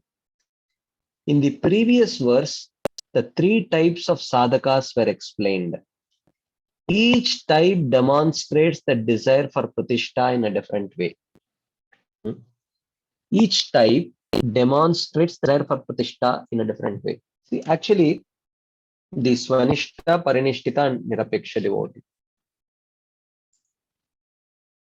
So, he says, a Swanishta sadhaka wants to become renowned as religious, benevolent, and sinless. And he wants to be recognized for that. And he wants to be honored for that. So he wants to become renowned as religious, benevolent, and sinless. So a Swanishta sadhaka is one who is a householder. If you remember, he is a householder, but who has no obligation to set examples for others.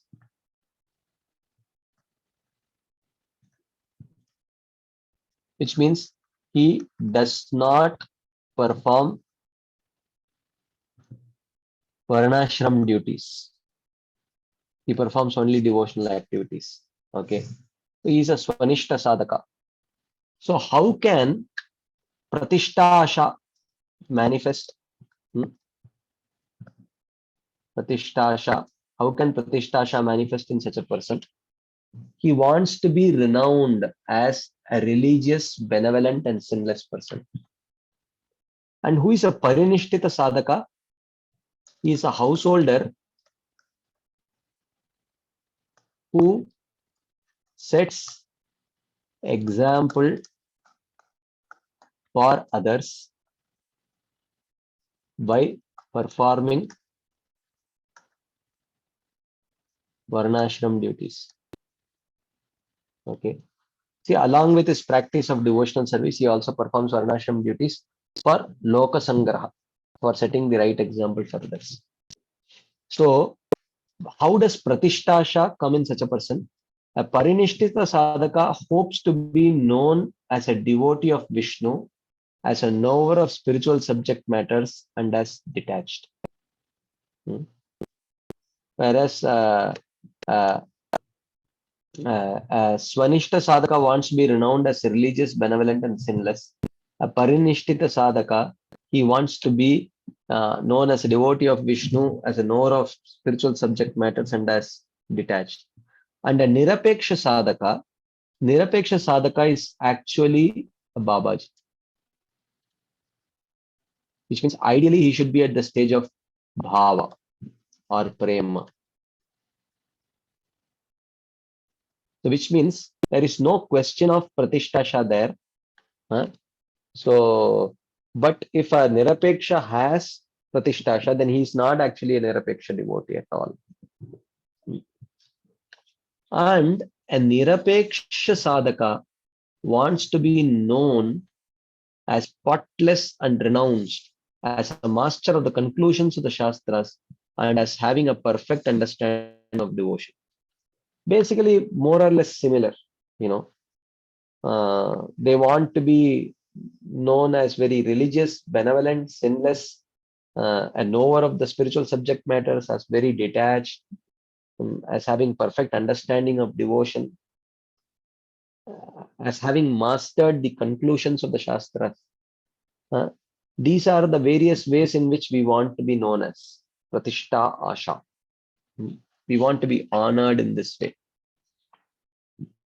As long as one maintains a desire for honor, Pratishta, deceit will also remain. And until one is free from deceit, one cannot obtain the saint people's pure love. Sadhu Prema.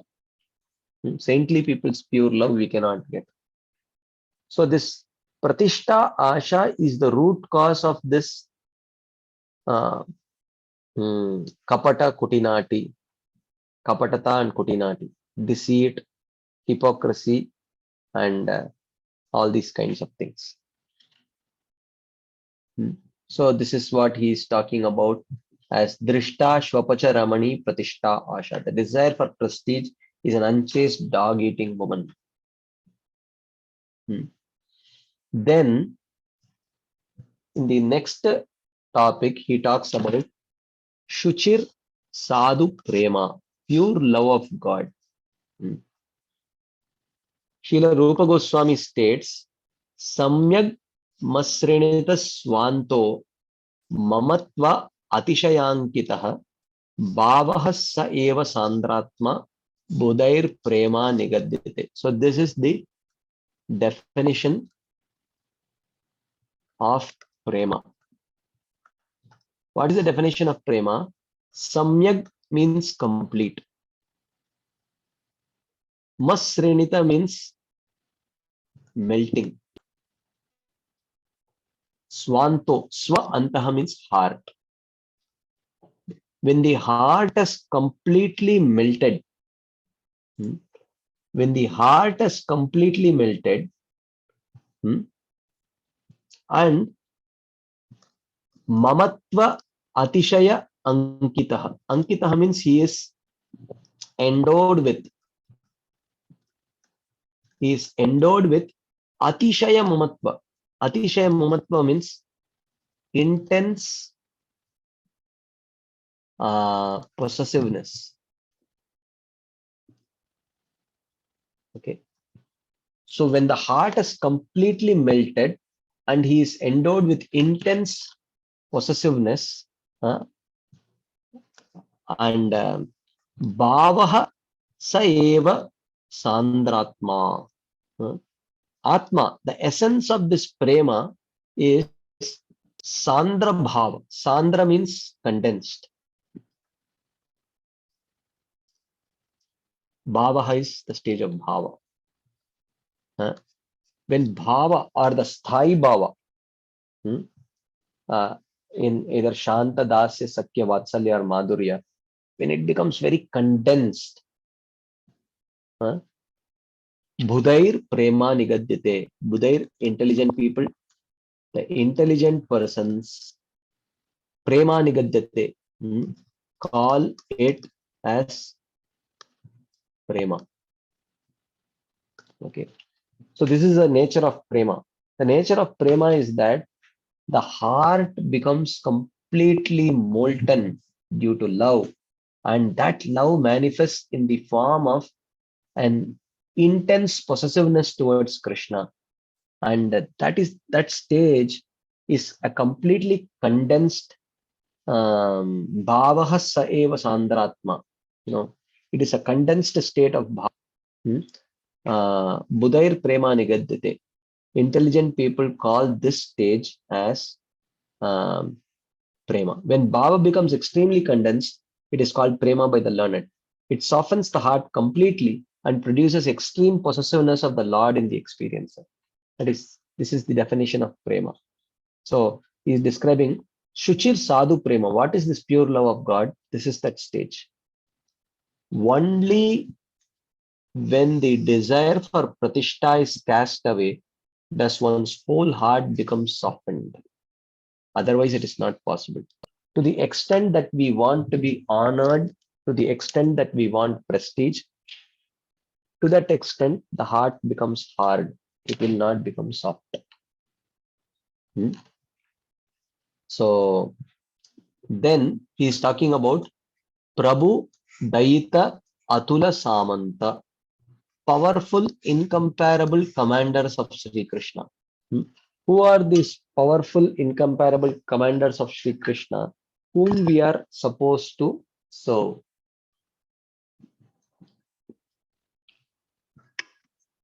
So here Srila Bhaktivinoda Thakur says, the meaning of Prabhu Daita is a pure servant of Krishna. The word Atula indicates that there is no comparison to such a servant who is a Samanta, a special commander of the Lord. The rays of the Lord's internal pleasure potency are always reflected in the heart of such a devotee, which means Prabhudayita Samanta Matulam means he must be a pure devotee, not just a pure devotee, but a perfected devotee. If we dedicate our life to serving a perfected devotee of the Lord, then we can overcome the problem of the obstacle of Pratishtasha, the desire for self-prestige. Because when we see and serve such an exalted personality, then how can we expect respect for ourselves? Then how can we expect that people should respect me? When I'm engaged in serving a much more exalted personality, then naturally we don't want that respect because we know that we don't deserve. So that is the point that he is indicating here. This potency can very easily flow and accumulate in the heart of another individual, which will cast away any misgivings and help pure love to grow there. Okay, so this Lord's internal pleasure potency, which is situated within the heart of this Prabhudaita Samantamatulam, the incomparable servant of Lord Krishna.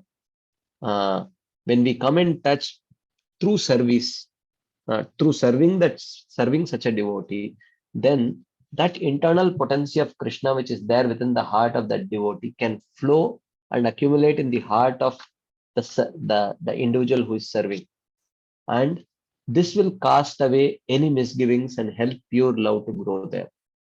This flow of spiritual potency can happen through the pure devotees' embrace, the dust from their lotus feet, their leftover food, and their beautiful instructions. So, first is embrace. When such a devotee embraces you, or if you receive dust from their lotus feet, or if you receive their Mahaprasad, or their instructions. These are the various ways in which we can allow the spiritual potency from the heart of very exalted devotees to flow to our heart. Through their embrace, by receiving dust from their lotus feet, by receiving their Mahaprasad, and by receiving their instructions. Thus, Lord Shiva says in the Padma Puran, Lord Shiva speaking to Mother Parvati, he says, Aradhananam sarvesham Vishnor Aradhanam param tasmat parataram devi tadiyanam samarchanam. Of all kinds of worship, Aradhananam sarvesham Vishnor Aradhanam param. Worship of Vishnu is the topmost. Tasmat parataram devi, even greater than worship of Vishnu, my dear Parvati, is tadiyanam samarchanam, is worship of a Vaishnava. This is what he is telling. Sadatvam sevasva prabudaita samanta matulam. So this is serving a very exalted devotee. Tadiyanam samarchanam. And further Bhagavatam says, Yat sevaya bhagavatah kutastasya madudvishah ratiraso bhavet tivraha padayor vyasanardana. He is discussing about what does it mean to serve devotees. Okay, I think we are running short of time. We have just 3 minutes. I'll just pause because I don't want to rush and just quickly complete. We have just 2 minutes left. Any quick final comments, discussion points? Of course, we will continue this discussion next Tuesday. Yes, Ramacharya Prabhu. Hare Krishna Prabhuji, Dandavad. Thank you so much, Prabhuji. It's so enlightening, so deep, so concise, so clear, Prabhuji. I really appreciate. So, looking at the definition that you gave about three devotees and how they retain some degree of hypocrisy. So, in that sense, if we are involved in the preaching activity, sometimes we like retaining some of those not the anartha but so-called maybe demerits to inspire other people so that they can take the process of Krishna consciousness. So if I look at that in a very technical way, then it's very difficult for us to act. We have to retain some degree of unwanted quality at some point, for example, to impress people or to maybe attract people. So how do you see those things? Can you please a little bit give some comment there? Well, it is our misconception that the person will be attracted by our trying to impress them. Actually, Prabhupada says purity is the force. So if our heart, to the extent that our heart becomes purified, to that extent our preaching will be impactful. To even think that by trying to impress them in various external ways, I'll be able to attract that person is actually a misconception. Actually, But Prabhu, also we know that Uttama Adhikari cannot preach, and to preach no. Okay. It's not that Uttama Adhikari cannot preach. Uttama Adhikari preaches by his mere presence. Darshane pavitra karo e tomara. He does not have to speak. Just by his mere presence, he impacts all the people who are around him. So it's not that a Uttamadhikari cannot preach. A Uttamadhikari does not have to preach in the sense of speaking. Just his mere presence can transform the hearts of individuals who are around him.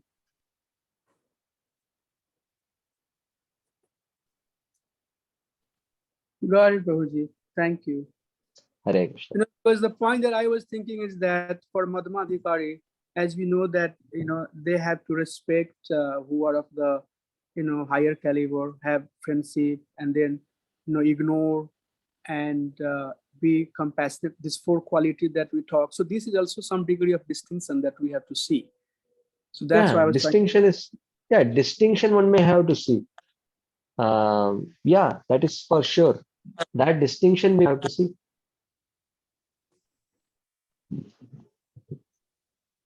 Thank you, Prabhuji. Hare Krishna. Very nice. Thank you so much. Appreciate your kindness, Prabhuji. Hare Krishna. Thank you. Okay, so I think we will pause there and continue our discussion